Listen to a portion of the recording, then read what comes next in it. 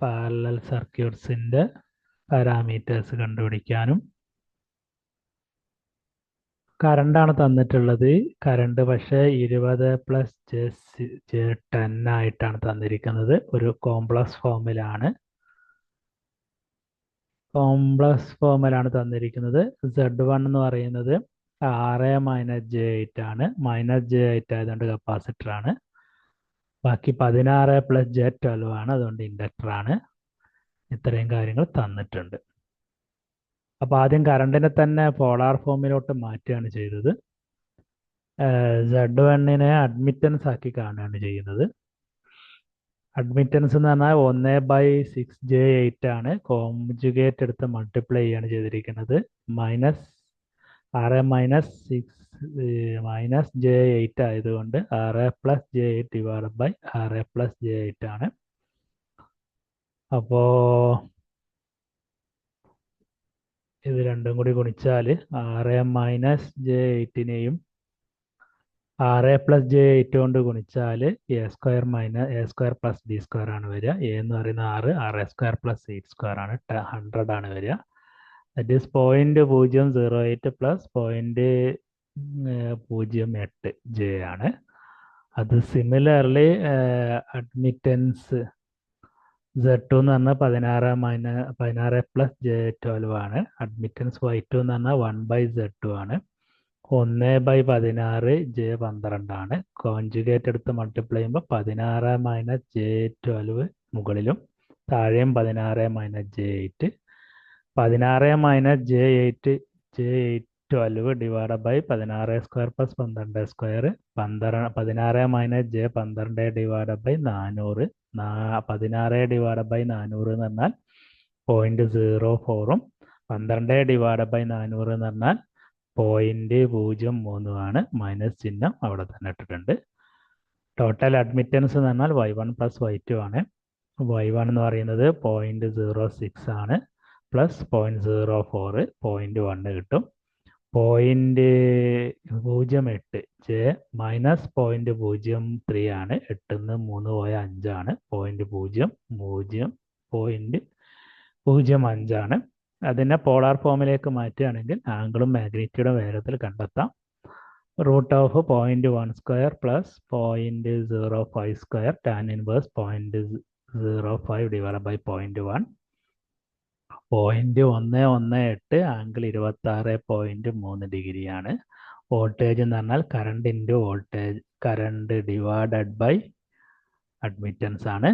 Current admittance ആണ്. So parallel circuit ആകുമ്പോൾ 22.36 divided by 0.118 എന്ന് പറഞ്ഞാൽ 200 വോൾട്ട് ആവും. 26.3 താഴെ 26.3 ആണ്. ആംഗിൾ 0 ആണ്. അപ്പോൾ വോൾട്ടേജ് റെഫറൻസ് 0 ആയതുകൊണ്ട് വോൾട്ടേജിനെ തന്നെ റെഫറൻസ് ആക്കിയിട്ട് എന്ത് ചെയ്യാം, വെക്റ്റർ ഡയഗ്രാം വരയ്ക്കാനായിട്ട് പറ്റും. നമുക്ക് I1ൻ്റെ വാല്യൂ കണ്ടുപിടിക്കണം. അതിന് V ഉണ്ടായിരുന്നില്ല. V ഇപ്പം നമ്മൾ കണ്ടുപിടിച്ചിട്ടുണ്ട്, 200 വോൾട്ട് ആണെന്നത്. 200 × Y1, 200 × 200 + j6 0.06 j, ഇതിലൊരു 0 കൂടി പോയിട്ടുണ്ട്, 0.08.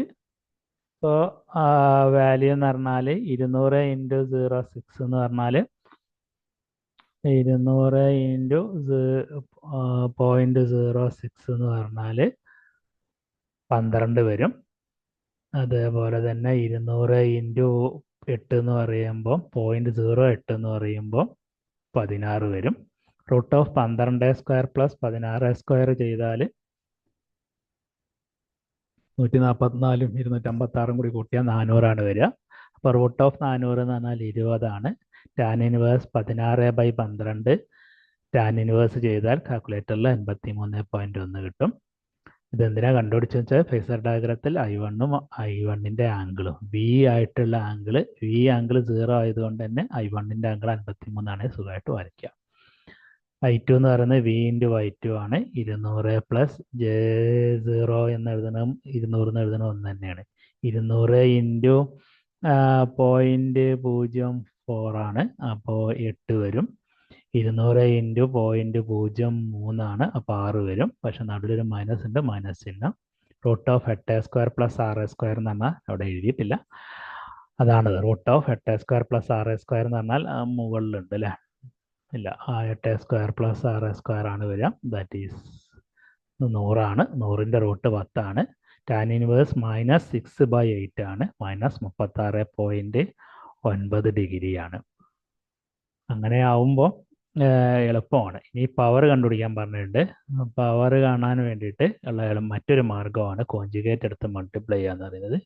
200 into 12 plus J6, 200 2400 plus J200, അതുപോലെ തന്നെ 200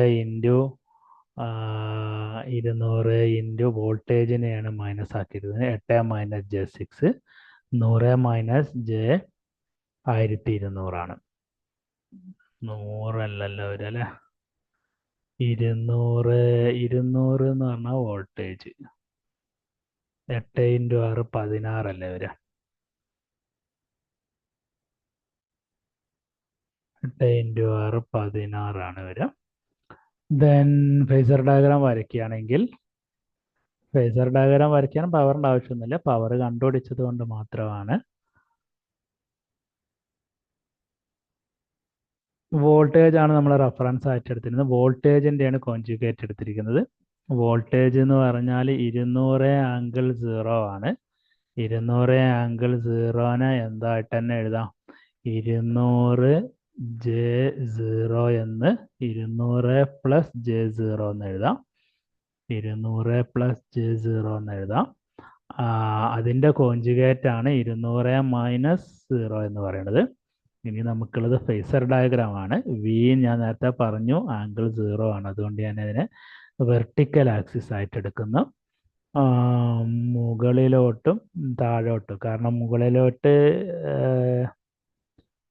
പോസിറ്റീവായിട്ട് എടുക്കുകയാണെങ്കിൽ 53.1 ഡിഗ്രിയിൽ മുകളിലോട്ട് I1 എന്ന് പറഞ്ഞാൽ 20, അതിൻ്റെ കുറവാണ്. അതിനേക്കാളും കുറച്ചിട്ട് അതിൻ്റെ എത്ര നീളം എടുത്തോ 5 സെൻറ്റിമീറ്റർ എടുത്താൽ 2.5 സെൻറ്റിമീറ്റർ നീളത്തിലായിട്ട് 10 ആംപിയർ. പ്രൊട്രാക്ടർ ഉപയോഗിച്ച് ആംഗിൾ മെഷർ ചെയ്യുക. 53.1ൽ ഒരു കുത്തിട്ടിട്ട് ആദ്യം മുകളിലോട്ടും താഴേക്ക് വരയ്ക്കാൻ കാരണം മൈനസ് ചിഹ്നം ഇട്ടത് കൊണ്ടാണ്. ഫേസർ ഡയഗ്രാം വരയ്ക്കാൻ സ്ഥിരമായിട്ട് ചോദിക്കുന്നതാണ്. കഴിഞ്ഞ പ്രാവശ്യം ചോദിച്ച ചോദ്യം ഇതല്ല, അതുകൊണ്ട് ഇത് വരാൻ ഇപ്രാവശ്യം സാധ്യത കൂടുതലാണ്.